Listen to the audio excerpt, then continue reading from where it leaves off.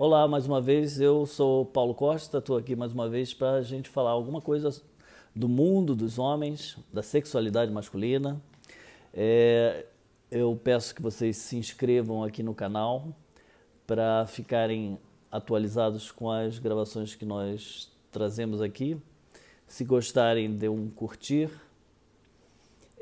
para que a gente tenha a percepção se está valendo a pena abrir esse canal de conversa, né? E por que um vídeo, por que uma gravação? Tradicionalmente, os homens foram reprimidos e são reprimidos no esboço da sua emoção. Gerações mais antigas e mesmo as novas, né? O homem não pode chorar.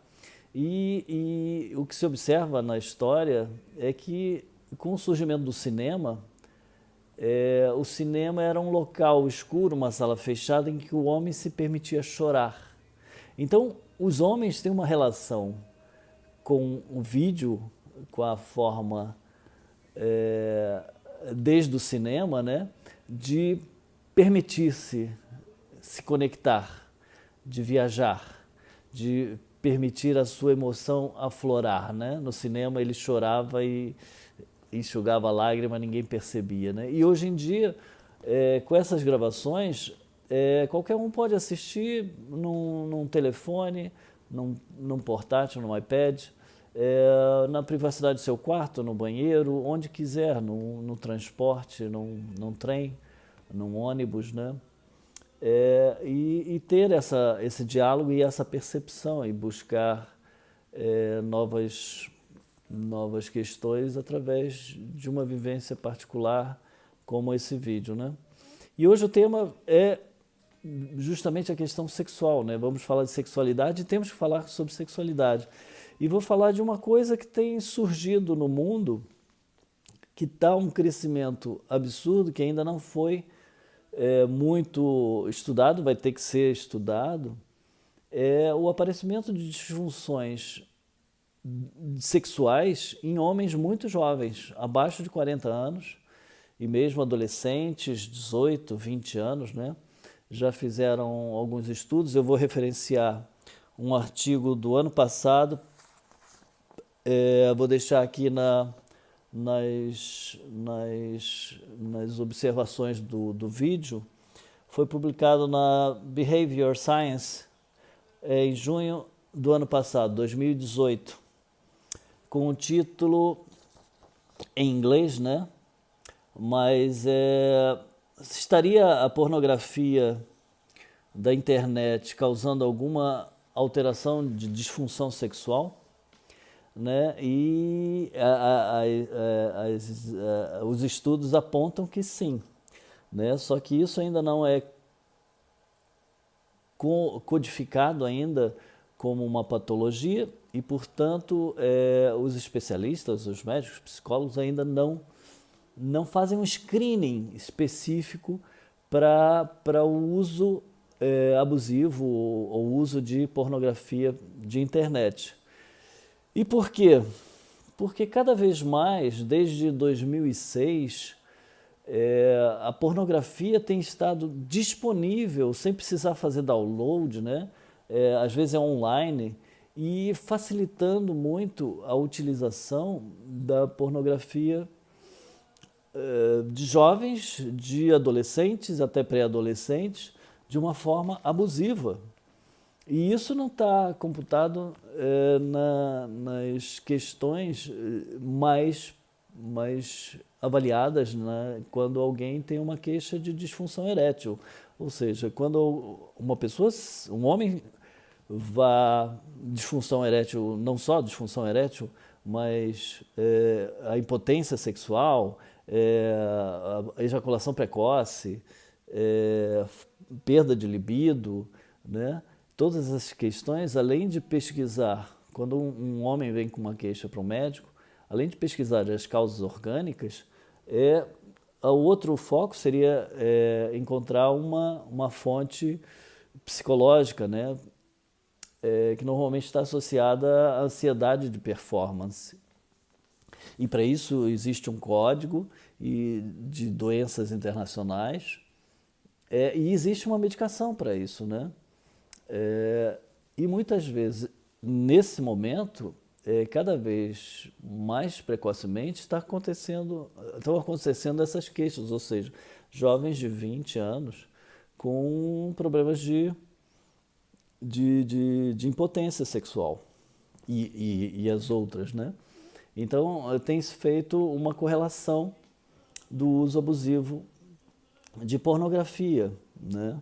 Então, esse artigo, ele já diferencia,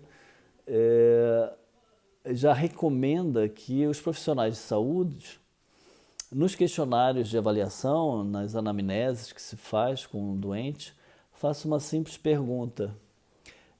Você consegue ter uma masturbação que consegue ter uma excitação, uma ereção e um orgasmo satisfatório durante a masturbação? Essa é a pergunta normal, para saber se há uma disfunção relacionada à parte orgânica, que vai procurar desde obesidade, dislipidemias e outras doenças, para ver se é uma causa orgânica. Mas num homem jovem, né, associa-se mais a uma outra questão. Mas hoje em dia o que se recomenda não é perguntar só isso.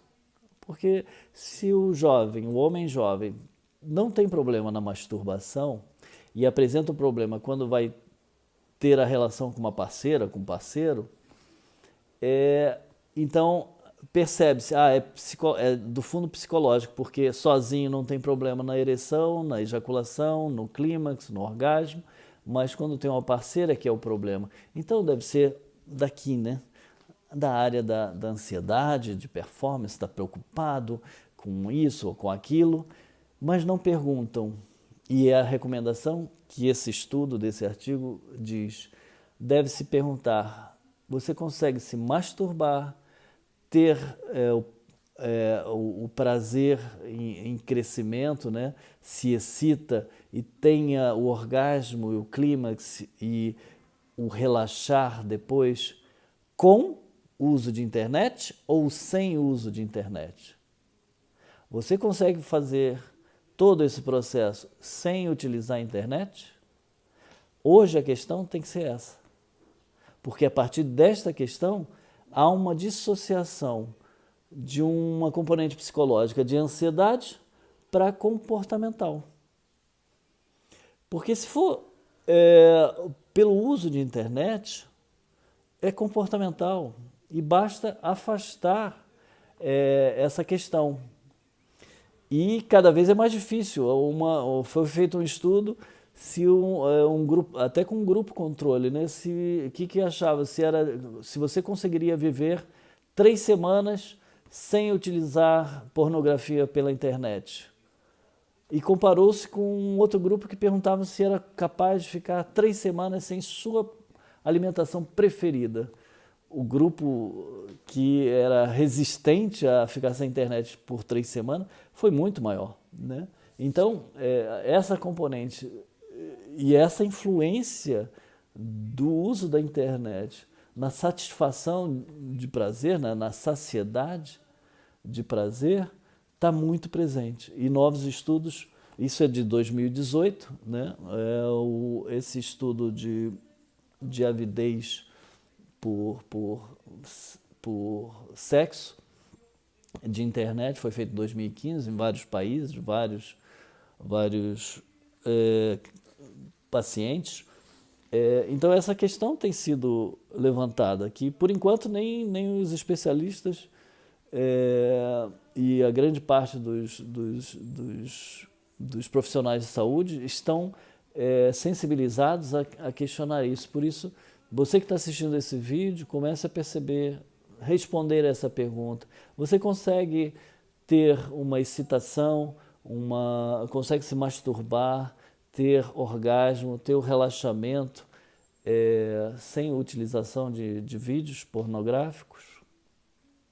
Uma outra coisa, você consegue ter uma ereção noturna ou uma ereção espontânea sem nenhum motivo? Não ter esse tipo de ereção, a noturna ou espontânea, pode ser um sinal de baixa de libido e pode estar relacionado ao consumo excessivo de pornografia, de internet, né? Então essa é uma novidade que está sendo estudada e agora cada um de nós tem que se perguntar e não ter vergonha de conversar isso com seus médicos, com o enfermeiro, com o psicólogo, que vão procurar se informar e lhe orientar, né? Ou seja, esses estudos estão apontando que é uma alteração comportamental e, portanto, tem uma outra forma de tratamento e a medicação para ansiedade de performance, né, não teria efeito, né, para esses casos, né, porque a abordagem é diferente. Então vamos conversar sobre isso, vamos conversar, às vezes são casais que estão percebendo isso e ficam envergonhados e não conversam, né? Às vezes o marido ou o namorado tem mais dificuldade, a namorada vendo esse vídeo pode também procurar ajuda, mas perceber isso, né? São componentes que estão alterando o comportamento das pessoas, não só da pornografia, em outras áreas de redes sociais e uso abusivo de internet, causa adição, causa o mesmo vício e a abstinência também causa mesmas características de abstinência de drogas ou de jogos e todas essas coisas, né? É claro que o comportamento compulsivo é do fórum da psiquiatria, né? Mas essa questão tem que ter um olhar muito mais atento, porque são cada vez maiores o número de doentes queixosos e inclusive cada vez mais precoce. E quanto mais precoce a visualização e o hábito de usar a pornografia de internet, quanto mais adolescente ou pré-adolescente, mais facilmente apresentarão disfunções sexuais, né? Eu sou de uma geração anterior à minha que os homens alegavam que para se excitar e para se masturbar bastava ver a foto da Marilyn Monroe mostrando parte das pernas. Era o suficiente para se excitar, né? Hoje a internet disponibiliza um mundo de fantasias, né? Aproveitando, queria mostrar também esse livro, A Headache in the Pelvis, foi feito pelo Departamento de Urologia, professores do Departamento de Urologia da Universidade de Stanford. Em um dos capítulos, ele trata exatamente sobre as questões de dores pélvicas e ele trata também da questão de excesso de masturbação com pornografia, em posições, às vezes sentado, em posições com contração da pelve, e isso durante o orgasmo pode aumentar e cada vez mais manter a musculatura da pelve contraída e contraturada, provocando dores, principalmente no assoalho pélvico e na musculatura de quadril, né? Então, cada vez mais isso aí tem que ser trabalhado para que esses homens comecem a relaxar, terem os seus momentos de prazer, mas alterar e pensar em práticas de masturbação, que é a melhor forma de aprender sexualidade, mas de uma forma mais leve, como se estivesse a namorar o seu corpo e não tão genitalizada, né? A masturbação tem que ser idealizada e praticada e estimulada em todo o corpo, né? Todo o corpo é sexualizável e isso tem que ser descoberto e estimulado. Um abraço.